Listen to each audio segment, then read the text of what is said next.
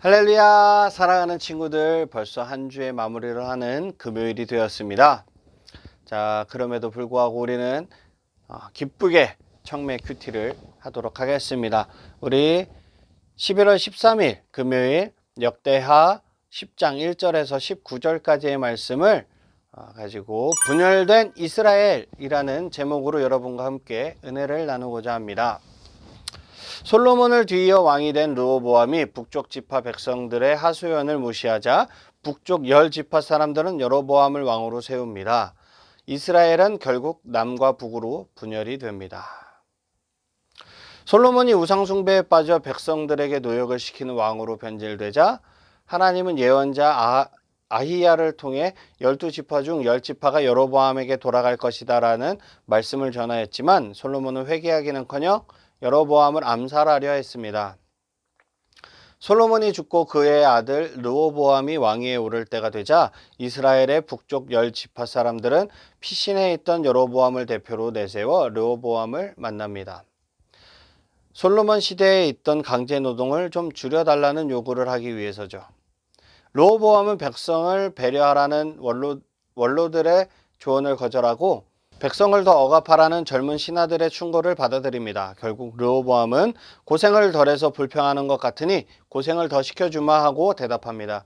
그러자 남쪽 유다 베냐민 지파를 제외한 북쪽 10지파는 르호보암의 통치를 거부하고 여로보암을 왕으로 추대합니다. 르호보암이 여전히 북쪽 지파를 일꾼 취급하면서 감독관 하도람을 파견하자 북쪽 지파 사람들은 하도람을 돌로 쳐서 죽입니다. 우리가 화요일인가 봤었죠. 성전을 거룩하고 깨끗하게 하기 위해서 이집트의 공주를 멀리 보내는 모습을 아마 우리가 화요일 날 봤을 것입니다. 하지만 지금 채 몇 장, 2장, 3장이 지나가기 전에 솔로몬이 타락한 모습을 볼 수 있어요. 우리는 솔로몬 그러면 지혜로운 왕, 하나님이 사랑하는 여디디야 라고 많이들 생각하고 있지만 솔로몬의 말년에는 엄청난 갖가지 우상 숭배를 자행했던 것을 우리가 볼 수 있습니다. 왜냐면은 그 화평 정책을 펼치기 위해서 이방 공주들하고 엄청 많은 정략 결혼을 했어요. 그러면 그 고대 시대에 여자가 들어오면서 결혼해서 들어오면서 무엇을 가지고 들어오느냐? 자기의 신을 가지고 들어옵니다. 바로 우상이죠. 결국 솔로몬이 우상 숭배에 빠지게 된 것입니다.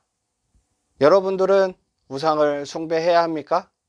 아니죠. 네. 오직 한 분이신 하나님만 의지하고 하나님만 높이는 그런 귀한 우리 청소년부 친구들이 되시기를 주님의 이름으로 축복합니다. 아멘. 자, 우리 적용하기 한번 보도록 하겠습니다. 하나님은 어떤 분입니까? 하나님은 솔로몬이 백성들을 잘 섬기는 지혜를 구했을 때 매우 기뻐하셨던 분입니다. 그러므로 백성들을 통제하고 학대하려던 젊은 신하들의 조언은 하나님의 뜻과는 정반대라고 할 수 있습니다. 예수님의 모범을 따라 내가 섬겨야 할 이들은 누구인가요? 예수님은 제자들 앞에서 섬김의 본을 보여주시기 위해 자신의 모습을 낮추시고 그리고 그 일을 감당하셨습니다. 왜 그러셨을까요? 라는 질문이 생겼죠. 예수님은 하나님의 아들이세요.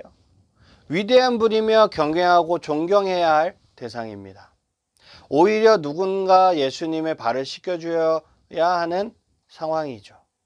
하지만 그 반대 현상이 일어나는 것을 보며 모든 사랑의 섬김의 주체는 하나님으로부터 시작된다는 것을 깨닫게 됩니다. 예수님이 12제자의 발을 씻기는 장면이에요. 섬기는 자가 큰 자이며 섬김을 받는 자는 작은 자이죠. 섬김의 지경이 넓어질수록 성숙한 신앙인의 모습이 더 많이 나타나는 것입니다. 나의 삶 속에서 내가 섬겨야 할 대상이 누구인지를 찾아볼 때 가족 안에서 있을 수도 있고 교회 안에 있을 수도 있고 더 나아가서는 학교, 학원 그리고 우리가 만나는 지역을 섬기는 일이 될 수도 있습니다. 중요한 것은 솔선수범해서 예수님처럼 본을 보이는 것이 섬김의 도를 실천하는 것이 아닐까 싶어요. 섬김이라는 행위에서 알 수 있는 것은 겸손함과 신실함이 나타나는 거죠. 자기의 모든 것을 버리고 내려놓는 일이 예수님의 섬김을 온전히 따라가는 성숙한 우리들의 참 모습이라는 것을 생각해 봅니다. 예수님을 진정으로 따라가는 제자들은 자기가 마땅히 받아야 할 물질적인 대우, 위치적인 대우, 환경적인 대우 등 나에게 적절한 대우를 받는 것을 내려놓는 것이 필요한 거죠. 내 손에 쥐고 있는 것들, 특히 자존심, 명예, 욕심, 자만, 이런 것들을 나를 거추장스럽게 만드는 세상의 생각에서 벗어나야 합니다. 그래야 내가 진정으로 가족, 이웃, 교회, 그리고 이 세상, 나라, 이 세계를 섬기는 작은 자가 될 수 있는 것입니다. 믿으십니까? 아멘. 나와 우리에게 주시는 교훈은 무엇입니까? 젊은 사람의 원어적인 뜻은 어린이입니다. 신하들의 나이가 40살 이상일 텐데 어린이라고 표현한 것은 타인을 배려하지 못하는 그들의 사고방식이 유아적이기 때문입니다. 나에게 있는 어린아이 같은 모습, 이기적인 모습은 무엇인가요? 어린아이들의 특징이 뭔지 아세요, 여러분? 말을 하기 시작하면서 나, 내 거, 안 돼, 이런 말들을 많이 하는 것을 우리가 볼 수 있어요. 나만 생각하는 것이 무엇이죠? 바로 이기적인 모습입니다. 물론 어린아이들은 사고가 아직 다 완성되어 있지 않기 때문에 그럴 수밖에 없어요. 나 우선 중심일 수밖에 없어요. 어린아이들은 세상이 자기를 통해서 돌아가고 있는 것으로 느낄 수밖에 없습니다. 왜? 경험이 없으니까. 그래서 위에서 이야기했던 것처럼 예수님은 우리를 위해서 자신을 던지셨어요.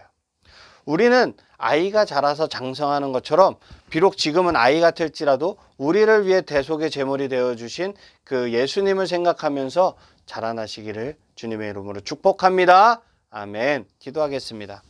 사랑의 하나님, 우리에게 어려움을 주실 때 먼저 저희 죄를 살펴보게 하시고 회개하게 하여 주시옵소서.